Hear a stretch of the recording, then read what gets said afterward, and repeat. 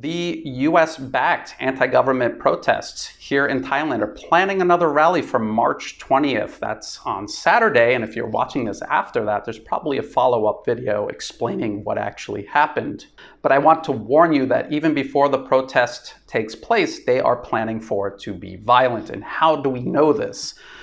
This is Pravit. He's from Khaosod English. This is a newspaper owned by the US-backed billionaire opposition leader Thanaton and his family. And he says the monarchy reform group Redem just announced the activities on Saturday evening at Sanam Luang protest site. This is right outside the royal palace. Will feature writing letters to the Thai king, fold it into paper planes, and launch it into the grand palace. So they plan on sending these letters over the wall into the palace, which will never happen because the police will never let them get that close to do that. And they know that. And in order to get close enough to do that, they will have to violently fight with the police. They will have to violently cross police barriers to do this. So from the very beginning, they are planning for this to be violent. Let's look at another announcement. This is also someone working for Khaosod English. Redem's Saturday rally moves forward despite calls from high school students to postpone it due to aptitude tests that will take place the same day. These are high school students. They're not even old enough to vote.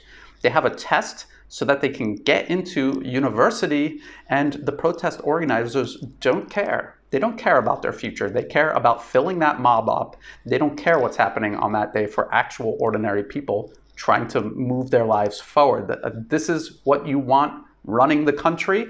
And here it says they will return leaderless at Sanam Luang starting at 6 p.m. Of course, I and Pravit will be on the ground. But look at the announcement here that he's retweeting. Free youth, blue check mark on Twitter, US-based social media network Twitter, and they're claiming that people have died, which is untrue. No one has died in these protests, except actually a police officer who was overworked dealing with these violent mobs. He had a heart attack and passed away. They're saying that their friends are in jail for telling the truth. No, they engaged in criminal defamation. They said things that were categorically untrue. And look at the picture.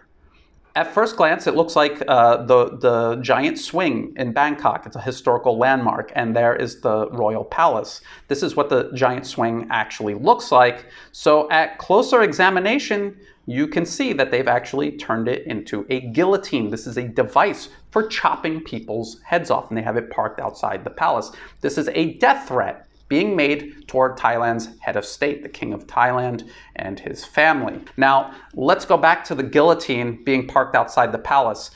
You will probably hear people in the Western media claiming, wow, this is so provocative, we've never seen this before. That's not true. These old fake academics who have been brainwashing this generation at universities and online through social media, they have been talking about this for decades. They have had this desire to recreate the French Revolution in Thailand for decades.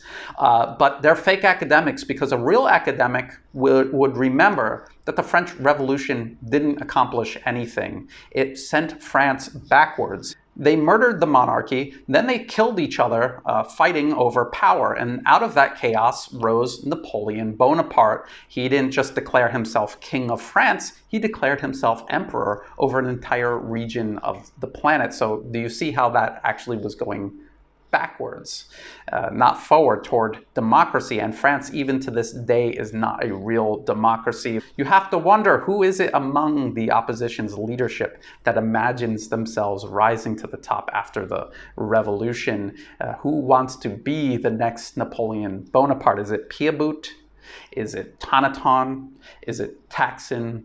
And where are the human rights groups? Why aren't they speaking out about this? A protest that is planning to be violent, that is drawing in high school students, underage children, to a protest they know will be violent. Where are the human rights groups speaking up about this? Well, here they are. They're on the US government's National Endowment for Democracy list, being funded by the US government. Their goal is to ignore what the opposition is doing and only focus on how the police react to their violence. And again, this is extremely dangerous. This is a movement that does not have Thailand's best interests in mind.